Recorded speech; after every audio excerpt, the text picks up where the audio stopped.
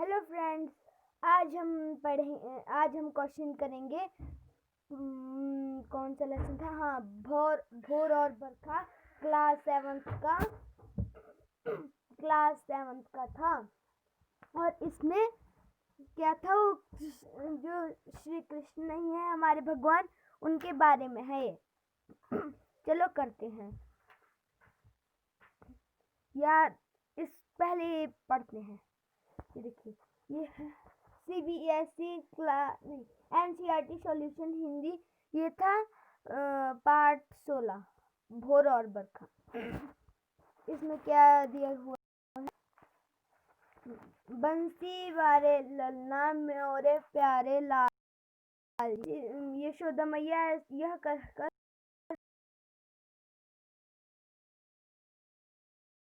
लाल जी गाने।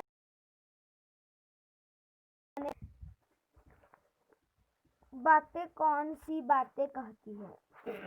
यह देखिए, यहाँ पर माता यशोदा श्री कृष्ण को संबोधित करते हुए बंसीवारे ललना मोरे प्यारे लाल जी उपयुक्त कथन कहते हुए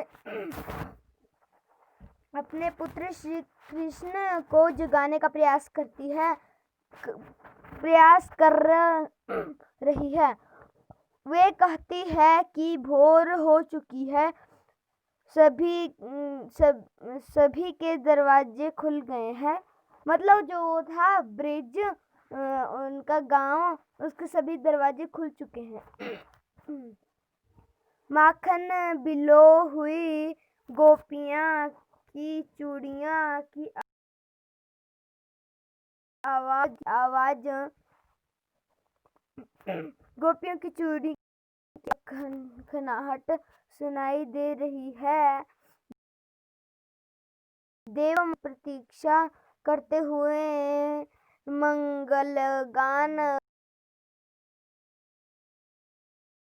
कल बाल माखन रोटी लेकर गाय चराने के लिए जाने हेतु तुम्हारा इंतजार कर रहे हैं। ये ध्यान से पढ़ लीजिएगा। अगर कुछ समझ नहीं आया तो फिर से इस क्वेश्चन को देख लीजिएगा। और सुनिए, श्री कृष्ण यशोदा मैया ने क्या कहा? फिर से रिवीजन करें? ठीक है, करते हैं। एक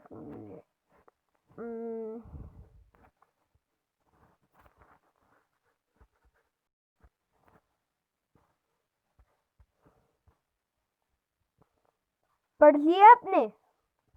रुकिए, लीजिए पढ़िए, मैं ही पढ़ देता हूँ। यहाँ पर माता यशोदा श्री कृष्ण को संबोधित करते हुए बंसीवारे ललना में मोरे प्यारे लाल जी उपयुक्त कथन कहते हुए अपने पुत्र श्री कृष्ण को जगाने का प्रयास कर रही है। किसे जगाने का प्रयास कर रही है? यशोदा मैया अपने पुत्र श्री कृष्ण को। वे कहती है कि भोर हो चुकी है, सभी के दरवाजे खुल चुके हैं। माखन बिलोते हुए गोपियों की चूड़ियों की खनखनाहट सुनाई दे रही है। देव मानव तुम्हारे दर्शन की प्रतीक्षा करते हुए मंगलगान कर रहे हैं तथा ग्वाल बाल माखन रोटी लेकर गाय चराने के लिए तो तुम्हारा इंतजार कर रहे हैं। समझ आया दोस्तों? आया तो बताएं कमेंट सेक्शन में। और एक जरूरी बात, इस वीडियो को लाइक कीजिएगा। हम इतनी मेहनत करते हैं आपके लिए वीडियो बनाने के लिए, और आप लाइक ही नहीं कर रहे हो। यह क्या बात हुई बताओ? अगर कोई गलती हो गई हो तो कमेंट सेक्शन में जरूर बताएं।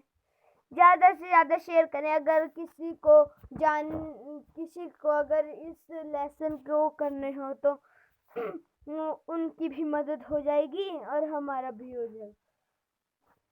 चलो आगे करते हैं। नीचे दी गई पंक्ति का नीचे दी गई पंक्तियों का आशय यह है कि ग्वाल बालों के हाथ माखन रोटी ले लिया और वे सभी गांव चराने के लिए श्री कृष्ण की प्रतीक्षा में खड़े हैं। नीचे दी गई पंक्तियों में अश्वास शब्द लिखे। माखन रोटी हाथ में लीनी गौवन के रखवारे। हेलो, चलो अगला क्वेश्चन करते हैं। मीरा को सावन मन भावन क्यों लगने लगता है? चलो पढ़ते हैं। मीरा को सावन मन भावन इसलिए लगने लगा क्योंकि सावन के महीने में वर्षा की बूंदों से श्री कृष्ण के आने की भनक अर्थात श्री कृष्ण के आने का एहसास होता है। साथ ही इस समय प्रकृति भी सभी सुहावनी होती है।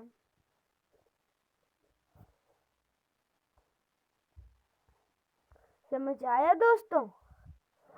चलो फिर से पढ़ते हैं। मीरा को सावन मन भावन क्यों लगने लगता है?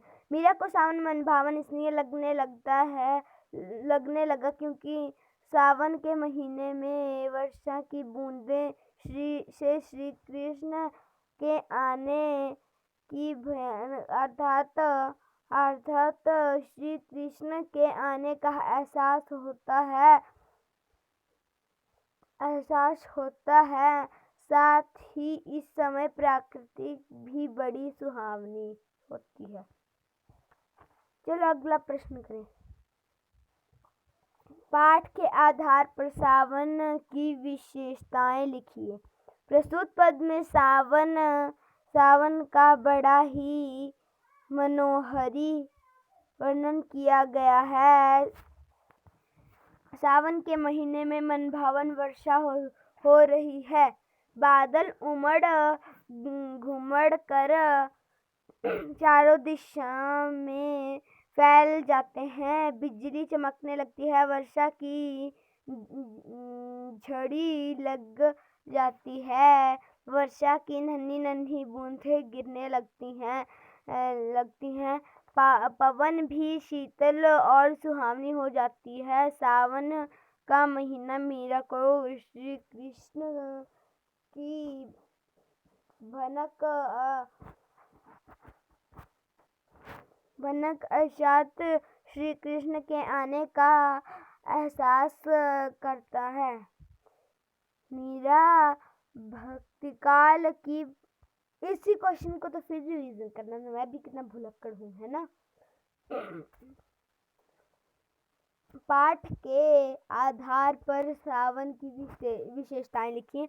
प्रस्तुत पद में सावन का बड़ा ही मनोहरी वर्णन किया गया है। सावन के महीने में मनभावन वर्षा हो रही है। बादल उमड़ घुमड़ कर चारों दिशाओं में फैल जाते हैं। बिजली चमकने लगती है। वर्षा की झड़ी लग जाती है। वर्षा की नन्ही नन्ही बूंदें गिरने लगती हैं।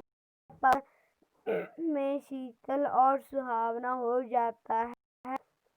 सावन का महीना मीरा को श्री कृष्ण की भनक अर्थात श्री कृष्ण के आने का एहसास करता है। हो गया दोस्तों?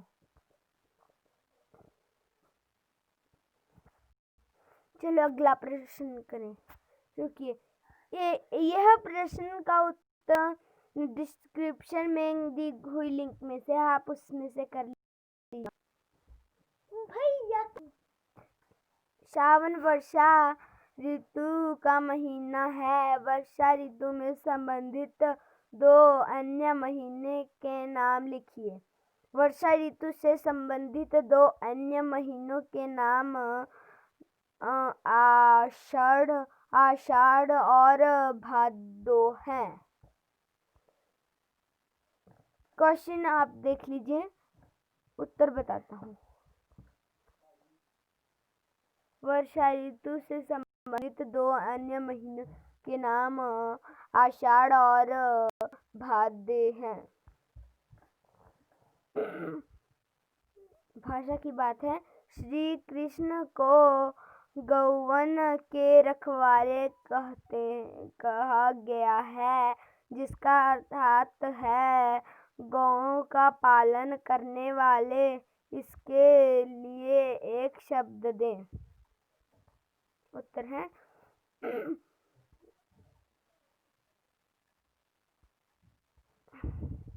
गौवन के रखवाले। शब्द के लिए एक शब्द गोपाल है। क्वेश्चन करते हैं।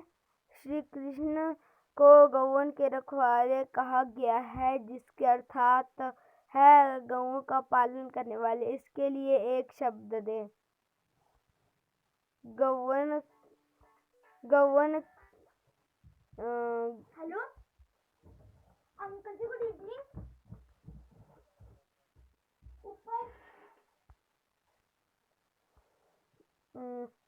एक मिनट दोस्तों। गौवन के रखवाले शब्द के लिए एक शब्द गोपाल है। ये क्वेश्चन है ना अगला, इसकी भी लिंक डिस्क्रिप्शन में दी है, लिंक टच कर लीजिएगा।